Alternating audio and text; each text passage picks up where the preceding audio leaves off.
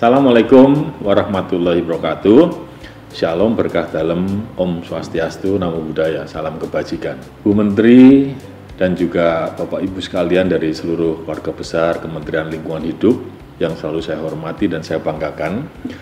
Pertama, kami mengucapkan terima kasih atas nama pemerintah Kota Semarang dan juga masyarakat Kota Semarang atas kesempatan yang diberikan oleh Kementerian Lingkungan Hidup dan Kehutanan Republik Indonesia untuk Kota Semarang dapat terlibat di dalam sebuah ajang penghargaan, yaitu Green Leadership Nirwasita Tantra. Kami ingin menyampaikan bahwa Kota Semarang hari ini mempunyai penduduk 1,7 juta jiwa, yang luasannya ada 372,3 km persegi, yang sebarannya ada di 16 kecamatan dan juga 177 kelurahan.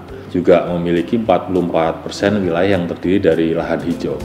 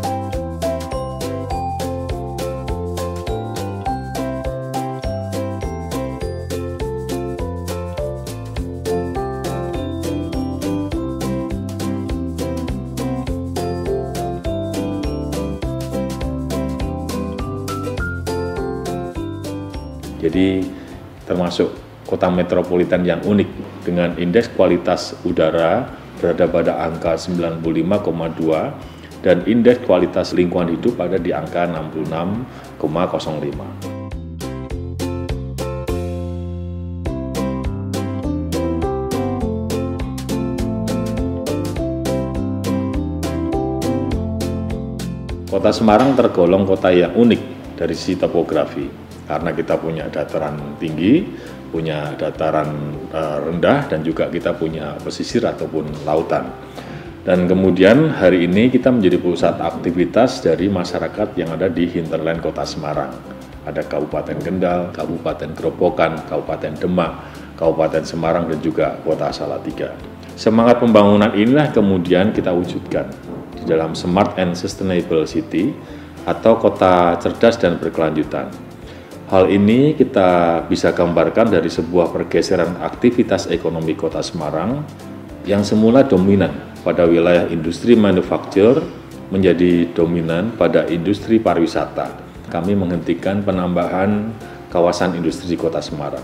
Existing pada saat kita ada di lingkungan pemerintah Kota Semarang tahun 2010, Ada 9 kawasan industri dan sampai hari ini pun kawasan industri di Kota Semarang tetap ada di jumlah 9 kawasan industri. Melalui konsep pembangunan bergerak bersama, salah satu yang kita kembangkan hari ini adalah program kampung tematik, di mana di dalamnya ada banyak program melibatkan dari akademisi, kekuatan potensi masyarakat, kemudian memperbaiki wilayah yang masuk di dalam kampung tematik, dari mulai kumuh tidak menjadi kumuh.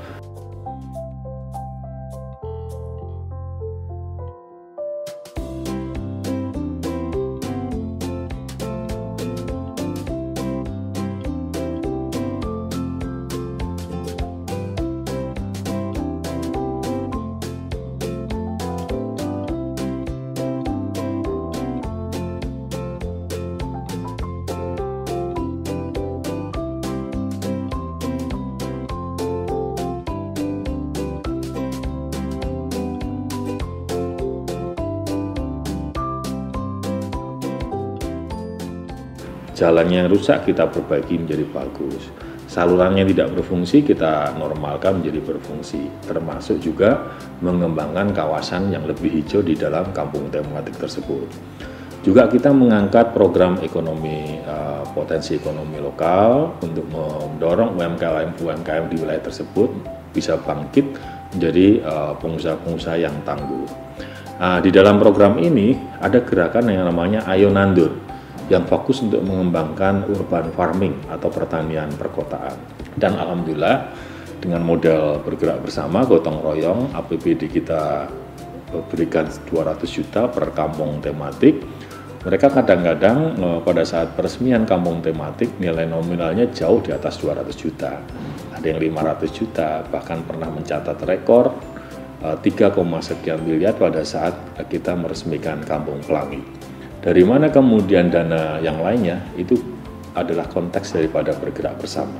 Ada CSR perusahaan, ada kebersamaan masyarakat, ada TNI, Polri yang semuanya kemudian bersama-sama mengubah kampung tematik itu menjadi kampung yang lebih representatif dan lebih baik. Upaya penghijauan kota kami juga lakukan melalui komitmen penambahan taman, pembangunan jalur hijau di Kota Semarang, juga upaya rehabilitasi lingkungan seperti kita pernah melakukan penanaman rumput vetiver pada area yang rawan longsor.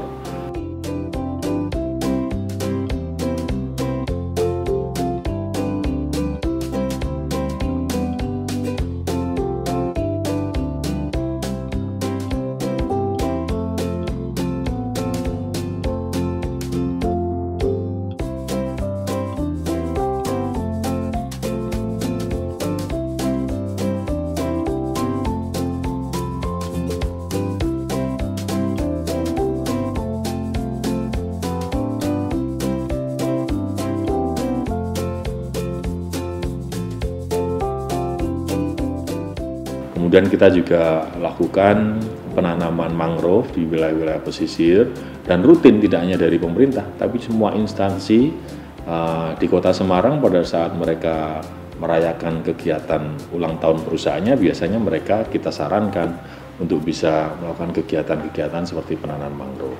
Untuk wilayah estetika kota yang juga berfungsi sebagai penghijauan, kita juga melakukan penanaman pule dan tabebuya yang secara masif. Serta di 1 tahun terakhir sampai dengan tahun depan kita menggerakkan penanaman pohon sukun yang dibiayai oleh APBD dengan pembibitan 6.100 pohon setinggi sekitar 2-3 meter. Penanam pohon sukun ini selain penghijauan, juga karena akarnya kuat bisa sebagai penahan tanah longsor, juga sebagai bagian daripada diversifikasi pangan, karena buah sukun ini mengandung karbohidrat yang sangat tinggi. Selain itu, wujud pemerintah Kota Semarang untuk meningkatkan kualitas lingkungan dapat dilakukan dengan menerbitkan Peraturan Wali Kota Nomor 24 Tahun 2019 tentang bangunan gedung hijau. Kemudian Peraturan Wali Kota Nomor 27 Tahun 2019 tentang pengendalian penggunaan plastik sekali pakai.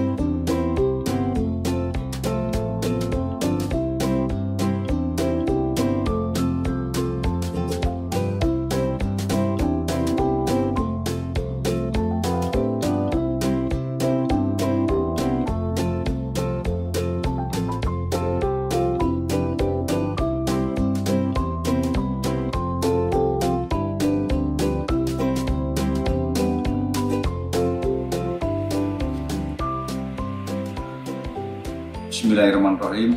Assalamualaikum warahmatullahi wabarakatuh. Saya Kader Usman, Ketua DPRD Kota Semarang.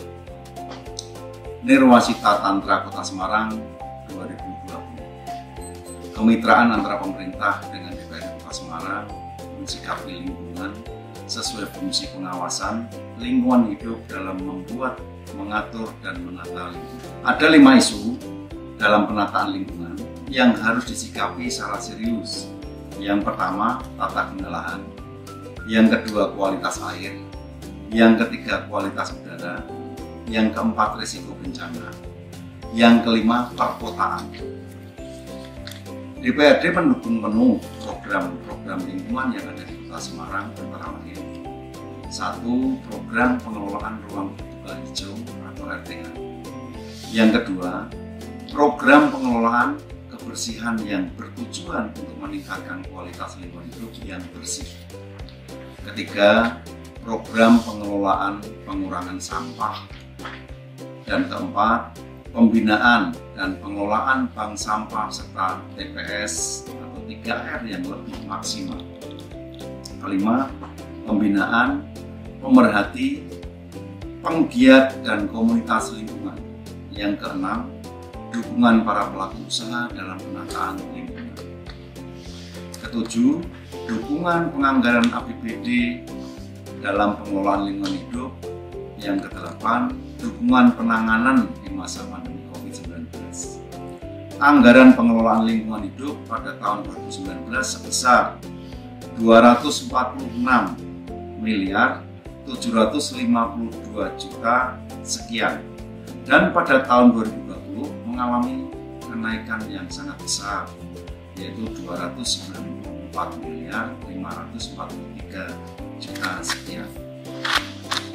DPRD dalam hal ini berfungsi dalam melakukan pengawasan terhadap kegiatan dilakukan oleh Pemkot diantaranya dalam pembuatan perda dan pengawasan agar dapat mensinergikan 5 isu seperti yang telah saya sampaikan.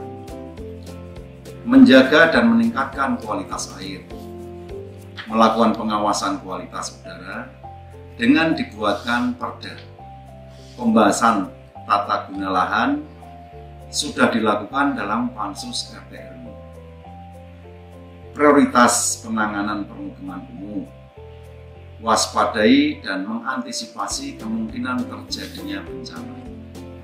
DPRD dalam pemerintah Kota Semarang selalu bersinergi untuk menata, menjaga, dan membuat aturan supaya warga masyarakat tetap nyaman tinggal di Kota Semarang, termasuk dalam pengelolaan sampah. Sampah menjadi isu penting yang harus dikelola dengan baik. Di Kota Semarang, sampah sudah dilakukan pengelolaan dengan melakukan kerjasama dengan pihak lain, di mana hasil pengelolaan sampah tersebut bisa diwujudkan menjadi sumber tenaga listrik. DPRD Kota Semarang mendukung penuh program yang dilakukan oleh Dinas Lingkungan Hidup Kota Semarang supaya ke depan bisa lebih baik, bisa lebih terjaga, bisa lebih terjangkau, dan kualitas yang dilakukan oleh DLH Kota Semarang bisa dirasakan oleh masyarakat Kota Semarang.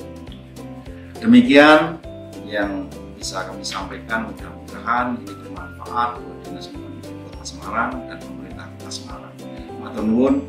Wassalamualaikum warahmatullahi wabarakatuh.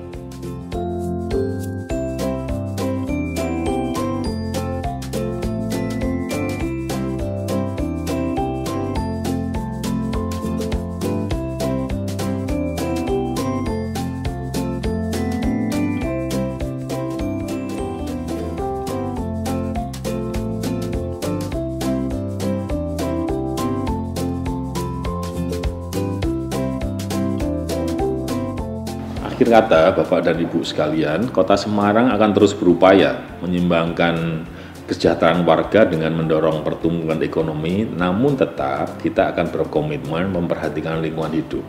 Kita akan berkomitmen menciptakan kondisi yang green untuk Kota Semarang, termasuk green ekonomi. Kami percaya bahwa bumi ini bukanlah warisan nenek moyang kepada kita, tapi bumi ini adalah titipan yang harus kita jaga untuk anak cucu kita. Terima kasih, matur nuwun. Assalamualaikum warahmatullahi wabarakatuh. Om Santi Santi Santi Om.